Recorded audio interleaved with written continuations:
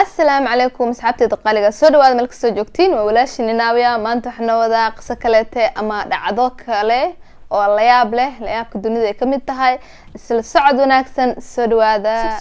subscribe saar oo ku jeeda ma saareen wali gudud waa dhac ku si gabaleelka furo laakiin like ta ka iloobin wali ma saarin sax saar hada okay isla socod wanaagsan ka hadlaynaa dhacdadii ku dhacday wiilkii reer Ohio oo ka soo jeeda dalkaas Mareykanka qasadii argagaxa lahayd dhacdadii xumeed marka sidee ku soo gaartay wiilkaas dhacdadaas saaidka u foolka xun ama xanuunkeeda leh ahad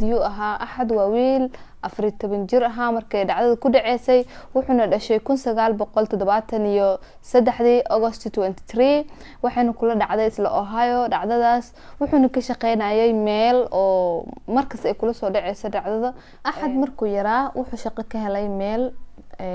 area-dooda ee isla meeshii uu ku dhashay Ohio kamid ah kadib maalmaha kamid ah asigoo sidii shaqada ku aaday oo meeshii shaqada joogo waxa ku dhacay shil aad u xun kolay taas inuu ka soo kabsanayo dadka dhan lama ahayn xitaa adiga da sawirkiisa aragtid isma dhihaysa qofkan soo ku noolaada islada laakiin alla dilaa dhinta samahan marka ahad waxa ku dhacay ninka uu shaqeynayay qorigiisa ayaa dhulka uga dhacay ninka kadibna sidii ayaa rasaas badan korkiisa iyo madaxiisa ku qabsatay qayb kamid jirkiisa uu ku waayay madaxiisa labo bar wuu ka duulay macna wuu ka fuqay ama wuu kala jabay maskaxdiisa haaf dhaway maqsay ahaataba shilkii markuu dhacay kadib waxa loola orday isbitaalkii markii la geeyay qalin qaatay 5 saacadood kadib waxa la ogaaday inuu waayay 50% maskaxdiisa waxba rajaa aysan lahayn marka iyadoo qalinkaas oo ku guda jiro wuxuu isku dayay inuu hadlo mucjisada ugu weyn taas ahayd kadib